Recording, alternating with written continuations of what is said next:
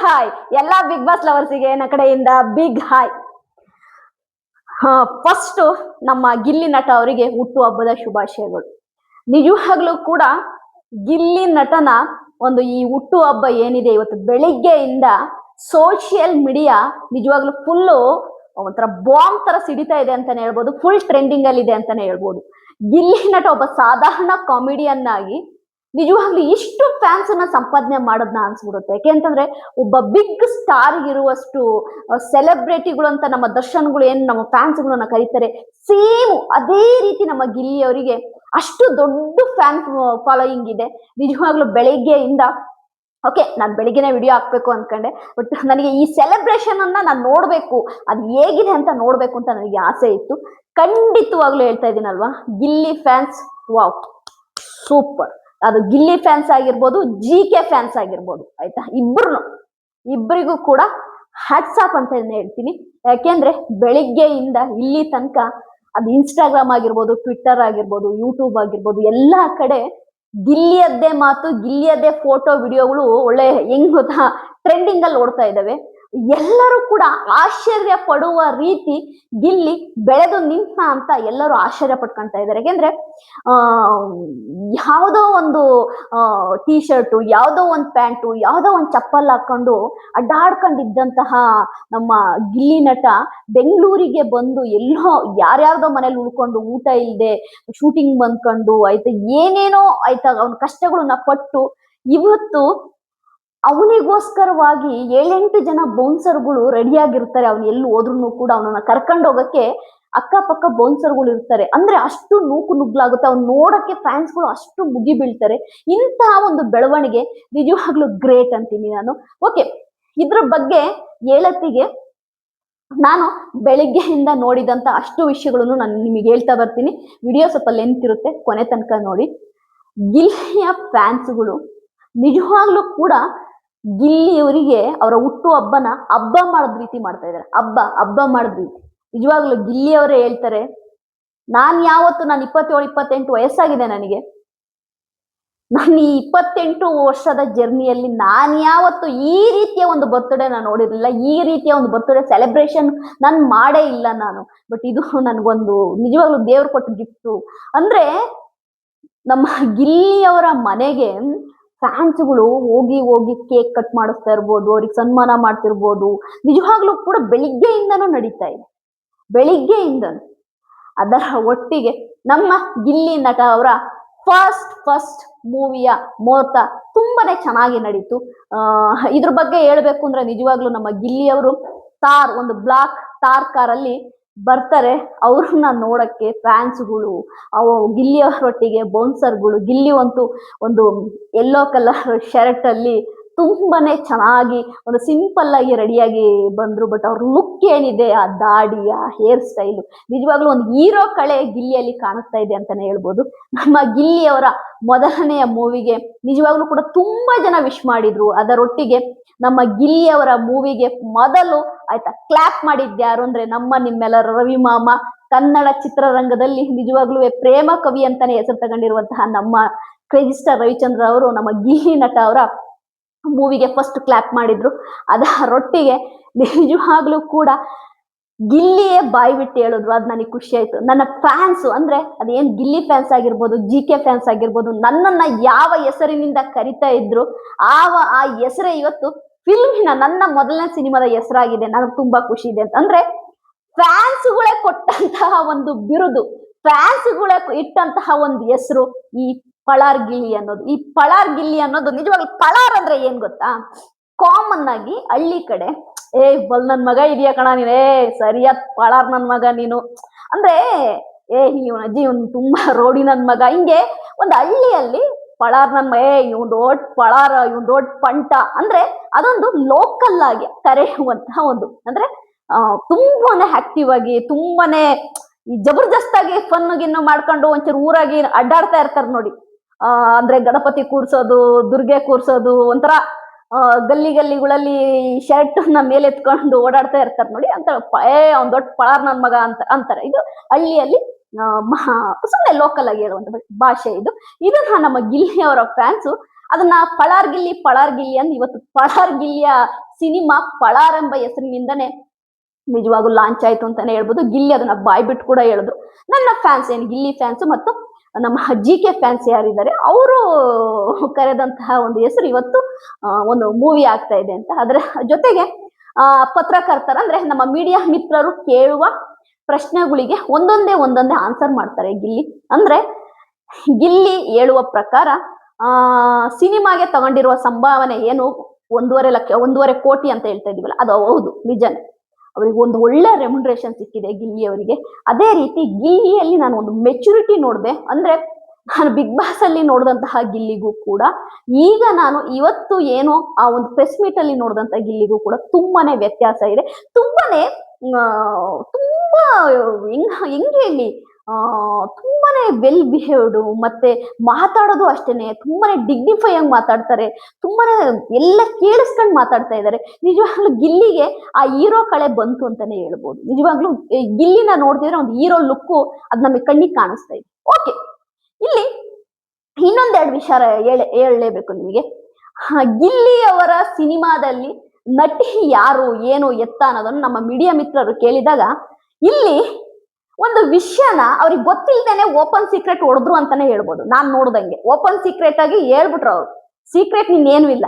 ಗಿಲ್ಲಿಯವರ ಸಿನಿಮಾಗೆ ಕಾವ್ಯ ಅವರ ಹೀರೋಯಿನ್ ಅನ್ನೋದು ನನಗೆ 100% ಗೊತ್ತಾಯ್ತು. ಕಾವ್ಯ ಅವರ ಹೀರೋಯಿನ್, ಇಲ್ಲಿ ಮುಲಾಜಿಲ್ಲ. ಇಲ್ಲಿ ಏನು ಕಾವ್ಯ ಅವರು ಫೋಟೋಶೂಟ್ ಏನ್ ಮಾಡ್ಸಿದ್ರು ಅದು ಇದೇ ಸಿನಿಮಾಗೆ ಅನ್ನೋದು ಗೊತ್ತಾಗ್ತಾ ಇದೆ.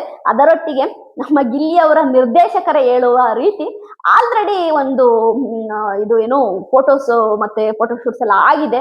ವೆರಿ ಸೂನ್ ಒಂದು ಒಳ್ಳೆ ದಿನ ನೋಡಿ ಈ ಸಿನಿಮಾದ ಹೀರೋಯಿನ್ ಯಾರು ಅಂತ ಹೇಳ್ತೀವಿ. ಅಲ್ಲಿ ತನಕ ಸ್ವಲ್ಪ ಸಸ್ಪೆನ್ಸ್ ಆಗಿ ಇಡಿ ಅಂತ ಪತ್ರಕರ್ತರಿಗೆ ಹೇಳ್ತಾರೆ ಡೈರೆಕ್ಟ್. ಅಂದ್ರೆ ಈಗಾಗ್ಲೇ ಗಿಲ್ಲಿ ಅನ್ನೋದು ನನಗೆ ಗಿಲ್ಲಿಯ ಒಂದು ಮೊದಲನೇ ಸಿನಿಮಾಗೆ ಕಾವ್ಯ ಹೀರೋಯಿನ್ ಅನ್ನೋದು ಒಂದು ಕನ್ಫರ್ಮ್ ಆಯ್ತು. ನಾನು ನಿಮಗೆ 2-3 ಸರಿ ಹೇಳಿದ್ದೆ.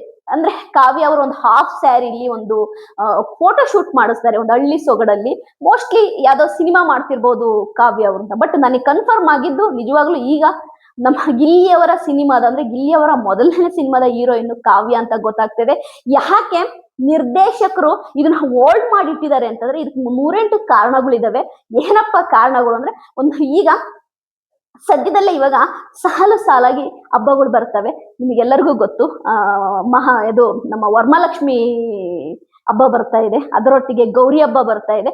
ಏನು ಈ ವರಮಹಾಲಕ್ಷ್ಮಿ ಹಬ್ಬ ಇಲ್ಲ ಗೌರಿ ಹಬ್ಬ, ಈ ಎರಡರ ಒಂದು ವಿಶೇಷವಾಗಿ ಒಂದು ಹೀರೋಯಿನ್ ಈ ನಮ್ಮ ಗಿಲ್ಲಿ ಅವರ ಮೊದಲ ಸಿನಿಮಾದ ಹೀರೋಯಿನ್ ಕಾವ್ಯ ಅವರ ಮತ್ತು ಗಿಲ್ಲಿ ಅವರ ಒಂದು ಫೋಟೋ ಶೂಟ್ ಒಂದು ವಿಜೃಂಭಣೆಯಿಂದ ಲಾಂಚ್ ಮಾಡ್ತಾರೆ ಅನ್ನೋದು ಗೊತ್ತಾಗ್ತಾ ಇದೆ. ಅಂದ್ರೆ ಒಂದು ಇಂಟ್ರೊಡ್ಯೂಸ್ ಮಾಡ್ತಾರೆ ಕಾವ್ಯ ಅವ್ರನ್ನ ಅನ್ನೋದು ಆಗ್ತಾ ಇದೆ. ಯಾಕೆಂದ್ರೆ ಗಿಲ್ಲಿ ಕಾವ್ಯ ಅವರ ಜೋಡಿಗೆ ಅಂತಾನೆ ಒಂದು ಫ್ಯಾನ್ಸ್ ಇದೆ ಸೋಷಿಯಲ್ ಮೀಡಿಯಾದಲ್ಲಿ.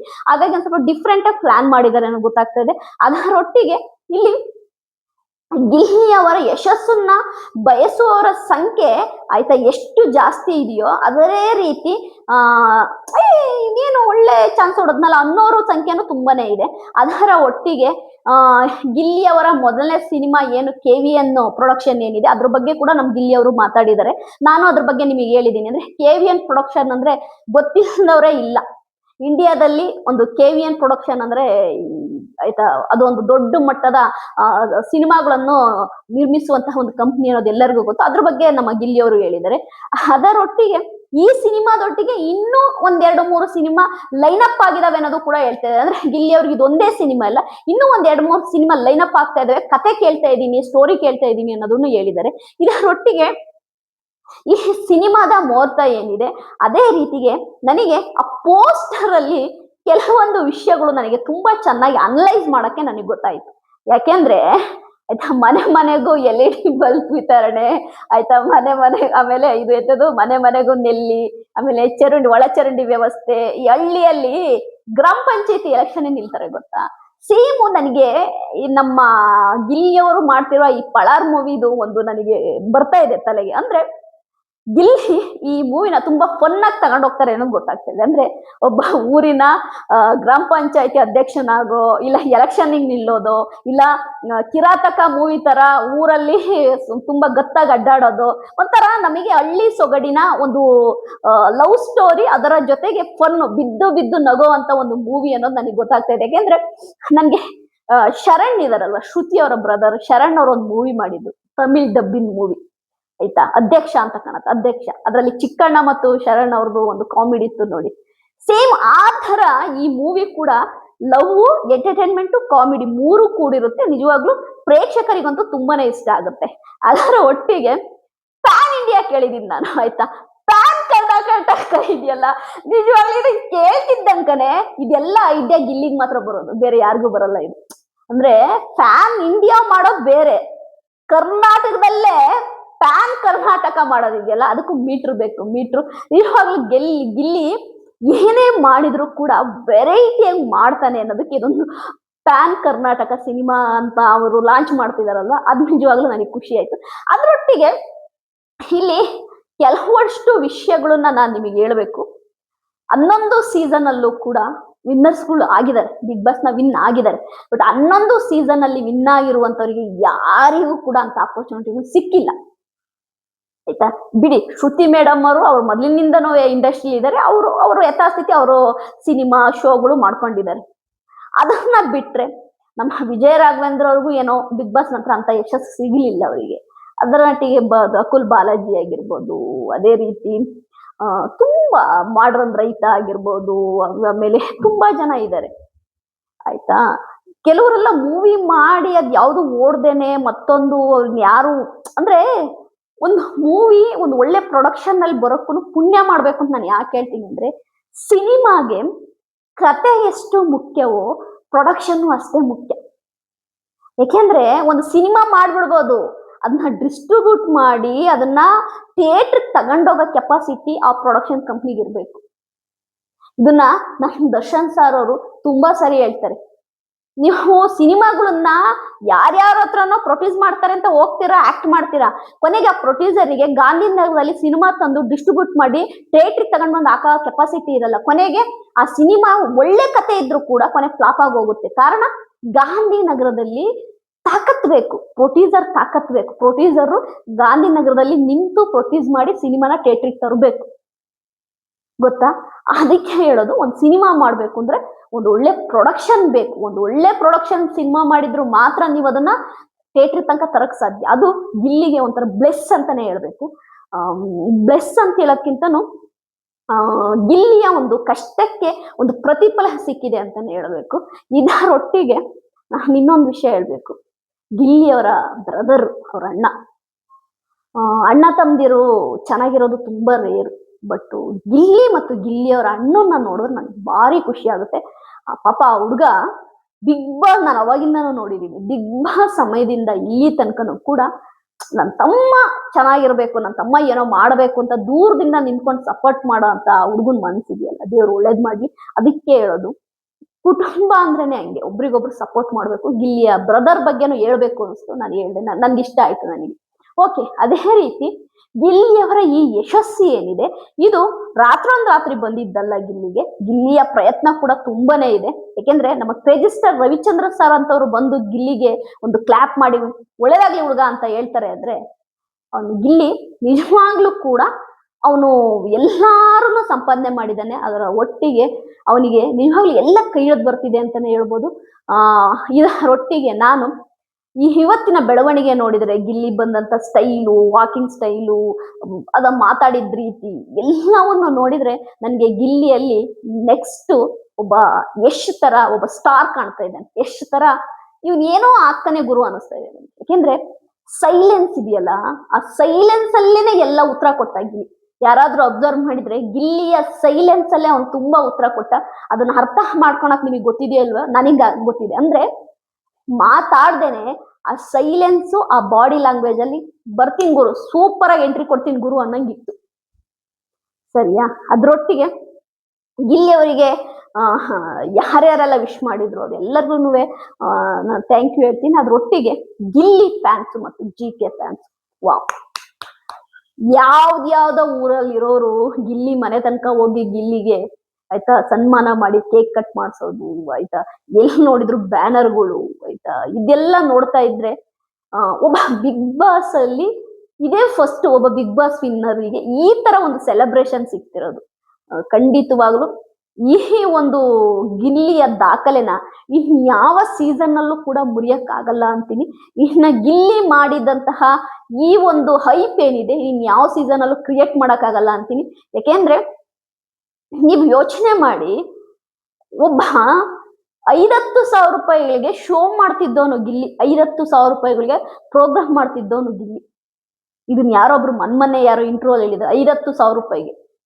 ಹಾ, ಅನುಶ್ರೀ ಅವ್ರ ಇಂಟ್ರೋ ಅಲ್ಲಿ ಫಸ್ಟ್ ಪಾಪ ಗಿಲ್ಲಿಗೆ ಗೊತ್ತೇ ಇರ್ಲಿಲ್ವಂತೆ. ಶೋಗಳಿಗೆ ಕರೀತಾರಲ್ಲ, ಈ ಪ್ರೋಗ್ರಾಮ್ಗಳಿಗೆಲ್ಲ ಕರೀತಾರಲ್ಲ, ದುಡ್ಡು ಕೊಡ್ತಾರೆ ಅಂತ. ಹೊಟ್ಟೆ ತುಂಬಾ ಊಟ ಕೊಡ್ತಾರಪ್ಪ, ಊಟ ಮಾಡೋಣ, ಆರಾಮಾಗಿ ಶೋ ಕೊಟ್ಟು ಬರೋಣ, ಈ ತರ ಒಂದು ಸುಮಾರು ಶೋಗಳನ್ನ ಫ್ರೀಯಾಗಿ ಮಾಡಿದಾನಂತೆ ಗಿಲ್ಲಿ. ಆಮೇಲೆ ಅವನಿಗೆ ಗೊತ್ತಾಗಿದ್ದಂತೆ ಶೋಗ್ ಹೋದ್ರೆ ದುಡ್ಡು ಕೇಳಬೇಕು ಅಂತ. ಫಸ್ಟ್ ಕಾರ್ಯಕ್ರಮಗಳಿಗೆ ಫ್ರೀಯಾಗಿ ಹೋಗೋಣಂತ ಅವನು. ಅಂದ್ರೆ ಅದೇ ನಾನು ಏನ್ ಹೇಳ್ತೀನಲ್ವ, ಅವನ ಬೆಳವಣಿಗೆ ನಿಜವಾಗ್ಲೂ ಕೂಡ ಇವತ್ತು ಹಿಂಗಿದ್ದವನು ಹಿಂಗಾಗಿದ್ದಾನೆ ಅಂದ್ರೆ ಇವಾಗ್ಲೂ ಬಿಗ್ ಸಕ್ಸಸ್ ಅಂತೀನಿ. ಈ ವಿಡಿಯೋನ ಮಾಡ್ತಿರುವ ಉದ್ದೇಶ ಏನ್ ಗೊತ್ತಾ, ಪ್ರಯತ್ನ, ಪ್ರಾಮಾಣಿಕ ಪ್ರಯತ್ನ ಇದ್ರೆ ಯಾರ್ ಬೇಕಾದ್ರೂ ಸಕ್ಸಸ್ ಆಗ್ಬೋದು ಅನ್ನೋಕ್ಕೆ ಒಂದು ಗಿಲ್ಲಿ ಉದಾಹರಣೆ.